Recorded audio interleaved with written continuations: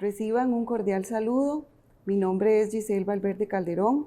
Soy funcionaria del Tribunal Supremo de Elecciones desde hace 11 años y trabajo como encargada de fiscalización de la información financiera que presentan los partidos políticos ante el Departamento de Financiamiento de Partidos Políticos, que es una instancia que se encuentra adscrita a la Dirección General del Registro Electoral.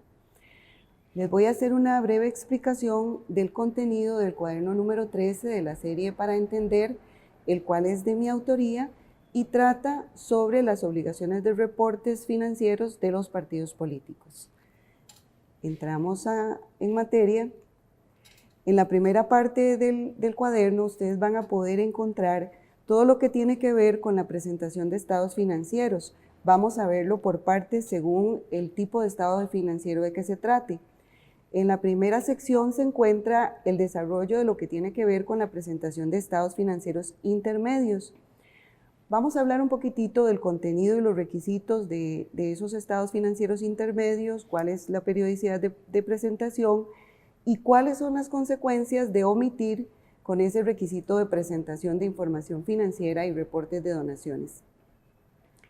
En cuanto al contenido, es importante destacar que la información que se debe presentar ante el órgano técnico no consta solo de estados financieros, que este es un juego completo según las normas de contabilidad, sino que también se debe anexar a la información, de acuerdo con lo que estipula la norma electoral y el reglamento sobre el financiamiento de los partidos políticos, se debe adicionar el reporte de contribuciones, los estados de las cuentas bancarias, de todas las cuentas que tenga aperturadas una agrupación política, los registros auxiliares que soportan la contabilidad, los libros legales o las copias de estos, y también durante el periodo electoral se debe incluir como parte de los reportes financieros contables el registro de endoso nominativo de la colocación de certificados de cesión, que esta es una figura de financiamiento que está habilitada durante los periodos electorales presidenciales. Entonces, el contenido, vean que es amplio, no se trata solo de un estado financiero, sino de los estados financieros, más todos estos documentos anexos que les he detallado. Se debe realizar la presentación por parte de la persona que ocupe la tesorería, es una presentación formal. Se puede hacer el envío por mecanismos electrónicos, por correo electrónico, si se cuenta con firma digital, y en el caso de firma autógrafa, pues se debe presentar el original ante la ventanilla única de la Dirección General del Registro Electoral. Los estados financieros intermedios tienen dos periodos o dos espacios temporales de presentación de acuerdo con la norma, y es importante entender, son estados intermedios porque abarcan un periodo menor a un año, y en el caso de partidos políticos, de acuerdo con lo que establece la norma electoral, tenemos dos tiempos de presentación. Cada trimestre durante el periodo no electoral y cada mes durante el periodo electoral. Este periodo electoral va de octubre del año preelectoral a marzo del año electoral. Entonces, la periodicidad va cambiando de manera bianual conforme entremos en periodo electoral o no electoral, según sea el caso. Esa es la periodicidad de presentación, y para efectos de ilustrarles cuáles son las consecuencias jurídicas ante el incumplimiento de presentación de los estados financieros intermedios, en el cuaderno se van a encontrar la primera tabla donde se hace un desarrollo, es muy resumido, pero es muy ilustrativo respecto de cuál es la responsabilidad que puede caber, qué tipo de responsabilidad hay y hacia quién recae. Por eso es que la primera parte de la tabla nos habla del sujeto activo. ¿Qué pasa si un partido político omite la presentación de los reportes de los estados financieros contables y los reportes de donaciones? Bueno, en el caso de la falta electoral, el sujeto activo de esta responsabilidad jurídica es el partido político como persona jurídica como tal.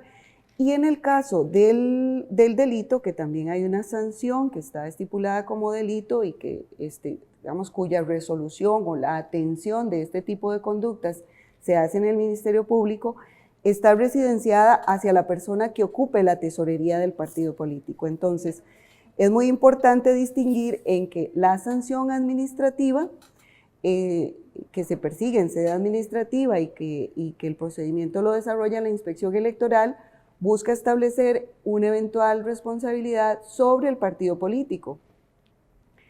¿Qué tipo de conducta es la que se persigue? Bueno, como les he dicho, la omisión de presentar cada 3 meses el reporte de estados financieros. Hay una resolución del Tribunal Supremo de Elecciones que desarrolla ampliamente este tema. La resolución es la 7154E8-2019, que es la que sirvió de base para mostrarles en esta tabla que decidí incluir en el cuaderno, porque como les digo es muy ilustrativa. Esa nos habla de que la conducta que se persigue de acuerdo con una interpretación que hace el órgano, el máximo órgano electoral, es la omisión de presentar cada 3 meses. Entonces, cuando hay una omisión de presentación de estados intermedios en periodo no electoral, que es cuando corresponde la presentación trimestral, entonces ahí es donde se pueden accionar este tipo de efectos jurídicos. Y en el caso del delito, para este tipo de omisión, se residencia hacia la persona que fue prevenida, que normalmente es, o que según la norma electoral, es la persona que ocupe la tesorería del partido político, que haya recibido la prevención y haya omitido atenderla, o la haya retrasado o haya presentado de forma incompleta de manera injustificada. ¿Qué tipo de sanciones son? La administrativa puede ser una multa al partido político, de acuerdo con lo que establece el artículo 287, inciso A del Código Electoral, o puede ser una pena privativa de libertad hacia la persona que ocupe la tesorería del partido político. Va en diferentes rangos, puede ser de 2 a 4 años, dependiendo del grado, digamos, de omisión o del tipo de conducta de que se trate. ¿Qué requisitos deben darse para que configuren estos efectos jurídicos? Bueno, que no se presente en tiempo el reporte de los estados financieros, o, según dijo el tribunal en esta jurisprudencia tan relevante, que la sola omisión de la entrega puntual de la información o de la documentación habilita para el inicio del procedimiento de eventual responsabilidad. Entonces es importante tomar nota de no omitir la presentación de estos requisitos para evitar el tener que afrontar sanciones en sede administrativa o en sede penal. El siguiente tipo de reporte de estados financieros, que está detallado ampliamente en el cuaderno número 13, tiene que ver con la presentación de estados financieros anuales. Como su nombre lo indica, el espacio temporal que abarca estos estados es de 1 año, que para efectos de partidos políticos, en tratándose de las finanzas de partidos políticos, ese periodo contable está definido del 1 de julio de 1 año al 30 de junio del año siguiente. Ese es el corte que ha definido la norma electoral para que los partidos hagan una presentación de estados financieros anuales auditados. Esto es algo importante porque si bien la norma no exige que los estados financieros intermedios tengan que presentarse de forma auditada, también podrían serlo, pero es importante aclarar que este requisito de auditoría de estados financieros está establecido en el artículo 135 del Código Electoral para los estados anuales. ¿Qué debe contener ese estado auditado anual? Bueno, tiene que contener una nota de presentación de quien ocupe la tesorería, ¿verdad?, haciéndose responsable de presentar esa información auditada ante el tribunal. Tiene que contener el dictamen que está elaborado por un contador público autorizado, que esté debidamente acreditado por el Colegio de Contadores Públicos de Costa Rica. Debe tener además los estados que han sido objeto de auditoría. Debe de tener también, y de manera inexcusable, o sea, no se pueden tener por cumplidos si no se agregan las notas a los estados financieros, que de acuerdo con las normas de contabilidad son parte integral de los estados financieros. Debe tener también el reporte anual de contribuciones. Esta información anual tiene que ser coincidente con la suma de los saldos de la información intermedia que nos ha presentado cada partido político durante el periodo electoral y no electoral. ¿Esto qué quiere decir? Que cuando el órgano técnico recibe esta información anual auditada, y aquí entro al otro punto que está detallado en el cuaderno, que tiene que ver con los roles que asume cada instancia dentro de este proceso de auditoría anual de estados financieros, es que la instancia técnica lo que hace es corroborar que las cifras anuales auditadas coincidan con la información que ha sido entregada mes a mes o trimestre a trimestre por la tesorería partidaria durante los periodos intermedios. Igual pasa con el reporte de contribuciones. Lo que hacemos es confrontar los saldos de las contribuciones reportadas durante los periodos intermedios con estos saldos anuales que aparecen en el informe auditado. De encontrar alguna inconsistencia en esta vía, pues se hace la prevención al partido político o se le devuelve al partido político para que ya sea que determine a qué obedecen las inconsistencias y hagan las correcciones o aclarar a qué obedece la situación. La persona responsable por los datos que están insertos o la entidad responsable por los datos que están insertos en la contabilidad es el partido político. La instancia responsable por asegurar que esa información está tomada de las fuentes de datos que provee la agrupación política es el contador público autorizado, que lo que nos da es fe pública de que esos saldos están tomados de los registros contables. Y la instancia técnica, el tribunal, de acuerdo con el artículo 135 del Código Electoral, lo que hace es verificar que se cumplan con una serie de requisitos formales, ¿verdad? Que la información sea original, que esté debidamente suscrita, que cuente con la firma, el sello blanco y los timbres del contador público autorizado, con una serie de requisitos formales, y con estos requisitos de concordancia que les decía al comparar las cifras anuales con las intermedias. ¿Qué pasa cuando un partido político no cumple con la presentación de sus estados auditados? Como les decía, el 135 del Código Electoral establece que esa información auditada se debe presentar a más tardar en octubre de cada año. Cuando un partido político no la presenta, omite la presentación o la presenta en forma incompleta, no la podemos publicar. ¿Qué significa publicar? Que debe darse publicidad de manera tal que terceros interesados en esa información económica la tengan a la mano. Dada una reforma que tuvo el artículo del Código Electoral que estipula todo este tema de la publicidad de la información auditada, esa publicidad se logra cuando los estados financieros son colocados en el sitio web del Tribunal Supremo de Elecciones. En el cuaderno les queda el enlace a esta información para consulta ciudadana. Cuando un partido incumple con ese requisito, pues no podemos subir esa información, se omite la publicidad y entonces el tribunal ha establecido, y la norma así lo respalda, que no se le girará recurso alguno por concepto de reintegro de gastos de contribución estatal. Eso quiere decir que si un partido político participante en cualquier proceso eleccionario obtiene el derecho al reintegro de sus gastos, pero no ha publicado los estados financieros auditados, no se le girará, la Tesorería Nacional no le girará monto alguno hasta que no tenga cumplido ese requisito. En el cuaderno van a encontrar más detalles respecto de la información de los estados financieros en sus periodos intermedios y anuales. En otro ítem del cuaderno también se consideró importante incluir lo del reporte de donaciones.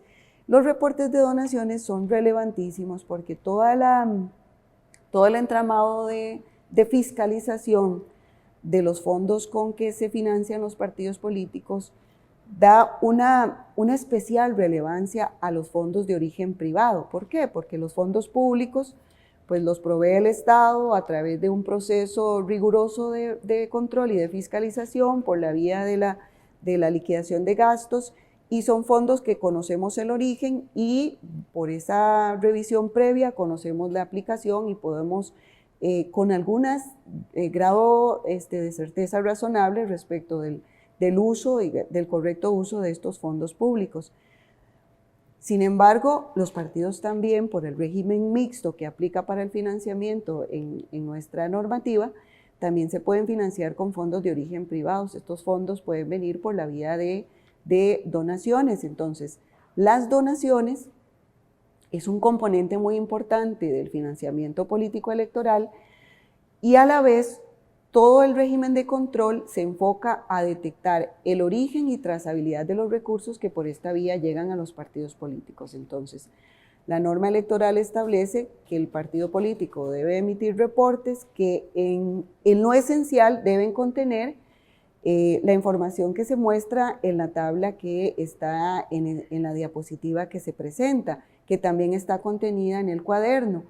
Entonces, en términos generales, se espera que el partido nos indique cuáles personas le están donando, el nombre completo, el número de cédula, el monto que le está entregando, sea en efectivo o en especie. Si es en especie, tiene que venir un valor de tasación, preferiblemente con documentación que nos permita conocer ciertamente el monto total de esa donación en especie.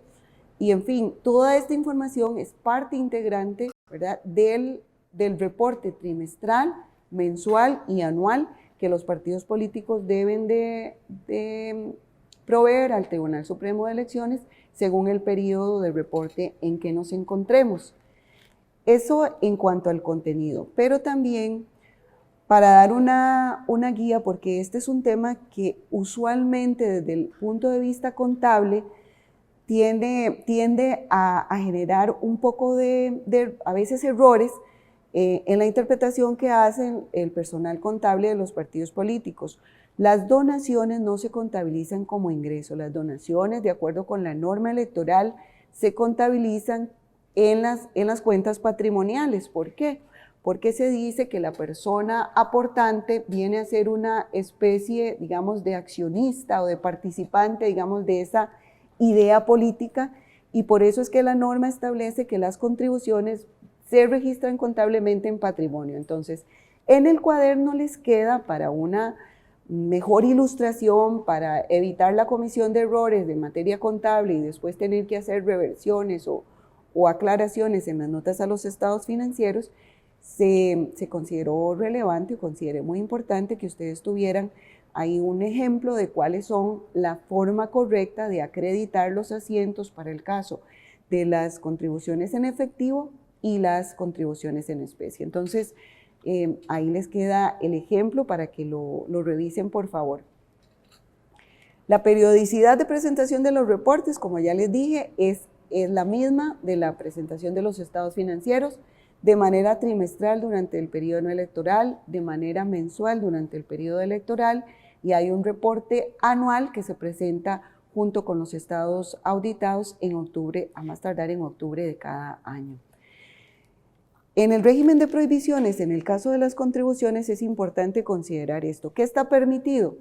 En términos generales, está permitida las contribuciones sin límite de suma para personas físicas nacionales con fondos residenciados en el país. ¿Y qué está prohibido? Está prohibido estrictamente las prohibiciones de personas extranjeras, las contribuciones de personas extranjeras, las contribuciones de personas físicas nacionales con fondos residenciados en el extranjero o las contribuciones de personas jurídicas de cualquier tipo. Esas son las prohibiciones que de manera, digamos, exacta deben de cumplirse para efectos de no incurrir en los delitos que están tipificados respecto de las aportaciones privadas.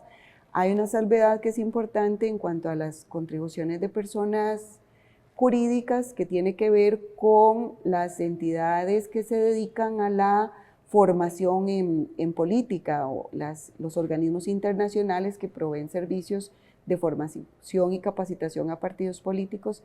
En esos casos, a manera de excepción, sí se pueden recibir contribuciones de parte de estos organismos, pero es la única excepción. Y las contribuciones anónimas también están estrictamente prohibidas.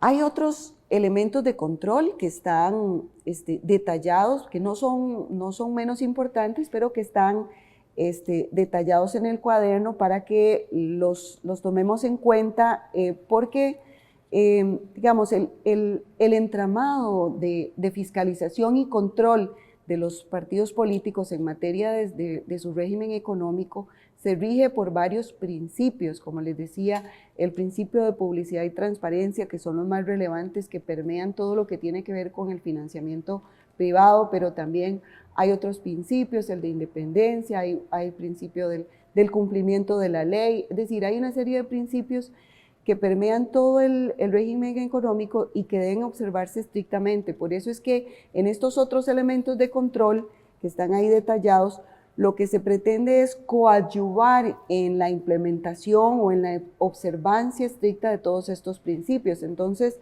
hablamos de que tiene que tener el partido político o contar con un sistema de contabilidad o a la computarizado, que no sea manual, que los registros permitan extraer fácilmente reportes, detalles, valores desagregados que nos permitan obtener con agilidad y con transparencia la información respecto de todo lo que de todos los recursos que ingresan y cómo son aplicados esos recursos en los gastos de los partidos políticos.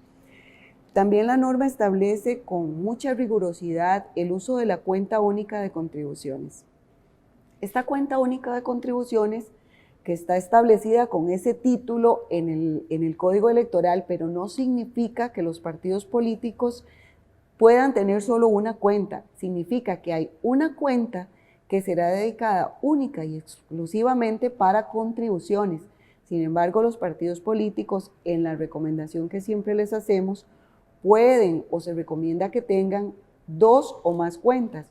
Una donde solo se reciben los recursos provenientes de las contribuciones, y ya les voy a explicar para qué efectos de control, y otra que llamamos normalmente cuenta operativa, donde los partidos pueden recibir otro tipo de recursos, ya sea ingresos provenientes de créditos bancarios, de créditos de terceras personas o incluso los ingresos provenientes del giro de la contribución estatal. De esa cuenta operativa también se pueden generar todo tipo de gastos y cualquier movimiento de los que permita el sistema financiero del país. La cuenta única de contribuciones tiene esa definición porque ahí únicamente se deben acreditar los recursos que provengan de las donaciones que el partido reciba de las personas físicas nacionales. ¿Y por qué es importante que ahí solo se acrediten? Porque que solo se acrediten este tipo de donaciones. Porque nosotros como instancia de control aplicamos controles cruzados entre los saldos de las cuentas bancarias de contribuciones y los saldos de los reportes de contribuciones. Nosotros pedimos incluso que nos presenten un reporte conciliado porque debe haber una total paridad, una total concordancia entre estos saldos, y cuando nos encontramos diferencias, pedimos las explicaciones al tesorero o tesorera del partido político vía prevención, porque como les dije, el riesgo de intromisión al financiamiento de los partidos de recursos de origen ilícito es muy alto. Entonces, estamos en tiempos en que esos riesgos no pueden verse como cosa menor, y procuramos que todos los mecanismos de control nos ayuden a mitigar esos riesgos. Entonces, es importante que los partidos políticos observen estas normas en cuanto al uso de las cuentas bancarias y especialmente la cuenta única de contribuciones. Otro aspecto importante es que la tesorería atienda siempre las prevenciones que se le hacen, ya sea por la omisión de los reportes financieros o por la omisión de los reportes de contribuciones o por las inconsistencias que se detecten una vez revisadas esas informaciones. ¿Por qué?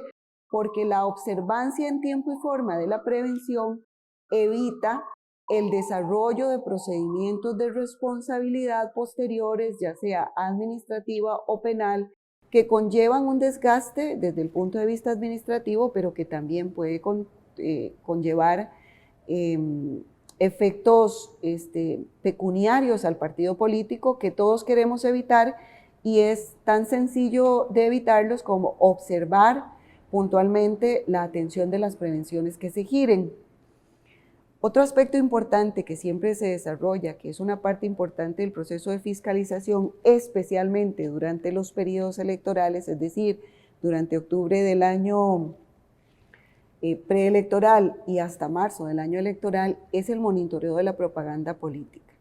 Como les decía, el riesgo de que recursos de origen ilícito sean utilizados para el financiamiento de las campañas es algo que la instancia técnica se preocupa mayormente por prevenir o mitigar, y una de las vías de controlar ese tipo de recursos o ese tipo de conductas ilícitas es a través del monitoreo de quién está pagando la publicidad que se pauta en los diversos medios. Entonces, durante los periodos electorales hacemos una labor exhaustiva de monitoreo, contamos con una empresa proveedora de servicios para hacer un monitoreo automatizado de las pautas que se realizan en radio, televisión, prensa escrita.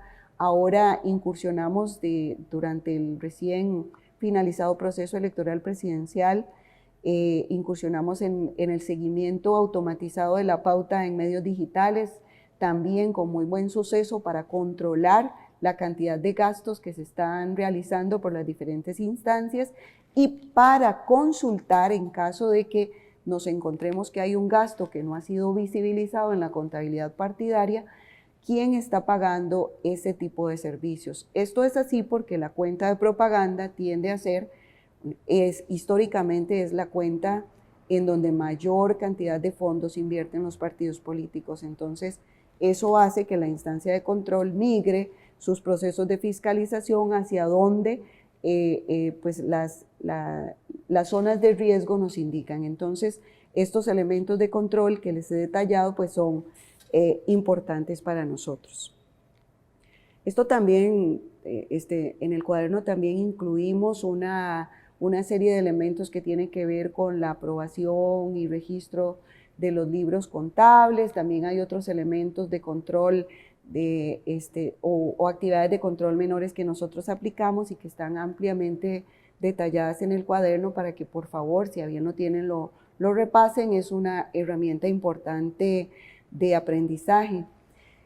Y como una reflexión final, yo creo, y con alguna razón, especialmente los miembros de los comités ejecutivos superiores de agrupaciones políticas de menor escala, de escala cantonal y provincial, siempre tienen un reclamo con la instancia técnica de que la rigurosidad de presentación de la información, que la información que hay que presentar es mucha, que sale muy caro pagar los servicios contables, que mantener una instancia administrativa permanente, que entendemos que hay una serie de aspectos, especialmente de acceso a recursos, que impiden que los partidos políticos cuenten con una estructura administrativa continua y estable. Pero es importante generar ese esfuerzo y esa cultura de control porque hay un interés público muy relevante que permea todo este proceso de financiamiento político electoral, especialmente, como les he insistido, respecto del origen lícito del componente privado de financiamiento. Entonces, no solo esta parte del componente privado, sino respecto del mejor uso de la contribución estatal, que también es un recurso que todos los costarricenses proveemos para que el financiamiento político electoral sea una realidad.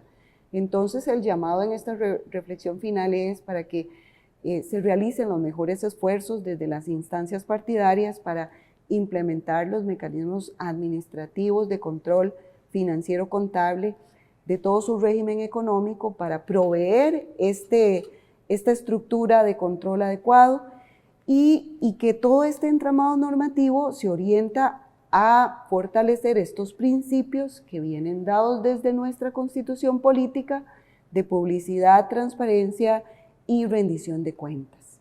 Ese es el mensaje final que está inserto en el cuaderno. Una vez más los invito a que hagan una lectura detallada, si a bien lo tienen. Agradezco mucho la atención a esta presentación. Agradezco también al Instituto de Formación y Estudios en Democracia por este tipo de iniciativas que habilitan de una vez, cada vez de una forma más accesible, para que terceros interesados puedan contar con este tipo de herramientas. Muchas gracias por su atención.